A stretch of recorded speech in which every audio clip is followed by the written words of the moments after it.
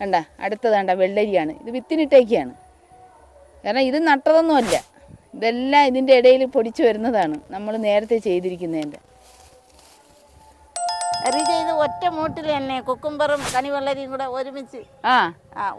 കാരണം ഞങ്ങള് കുക്കുംബർ ഇട്ടപ്പോൾ എനിക്ക് തോന്നുന്നു പൊടിച്ചില്ലെന്ന് തോന്നുന്നു. അപ്പോഴേ ഈ നാടൻ വിത്ത് കണിവെള്ളരിയിൽ ഇരിപ്പുണ്ടായിരുന്നു.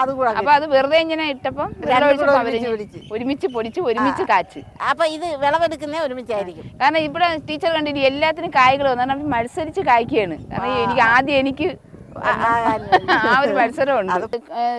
ചുരയ്ക്ക നമ്മള് പറയുന്നത് കഴുത്തൈ. ഇത് ഒറ്റ നിറത്തിലല്ലേ കാണുന്നത്? ഒറ്റ നിറത്തില. പക്ഷെ ഇത് കണ്ട പുള്ളിയുള്ളതാണ്.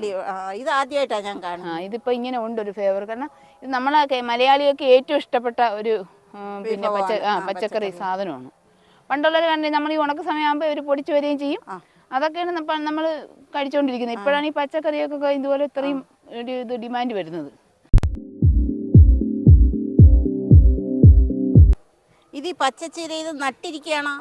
ഇത് നട്ടിരിക്കുന്നതല്ല. കാരണം നേരത്തെ ഞാൻ കാണിച്ചിട്ടുണ്ടായിരുന്നു ഈ വിത്ത്, ചീരയിലെ വിത്ത് നിൽക്കുന്നത്. ഈ ചീര വിത്ത് അവിടെ തന്നെ പൊഴിഞ്ഞു വീണ് മഴ പെയ്തപ്പം പൊടിച്ചു വന്നതാ.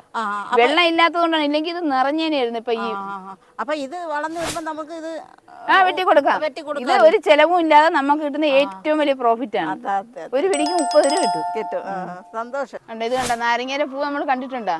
ഞാൻ ഇതൊക്കെ ആദ്യമായിട്ട് കാണിയത്. ഇതിപ്പോ നട്ട് പൊടിച്ച് വന്നത് കായ്ച്ചപ്പോഴാണ് ഇതിന്റെ ഇത് കാണുന്നത്. അതുപോലെ കണ്ട ഇത് നമ്മള് വെള്ളം കുടിക്കുന്ന നാരങ്ങയാണ്, പിഴിഞ്ഞു കുടിക്കുന്ന സാധാ നാരങ്ങ. നാരങ്ങ ഇത് വലുതാവും, ഇച്ചിരി കൂടെ വലുതാവും. കാരണം ഇത് ജ്യൂസ് നാരങ്ങ എന്നാണ് ഇപ്പൊ അറിയപ്പെടുന്നത്.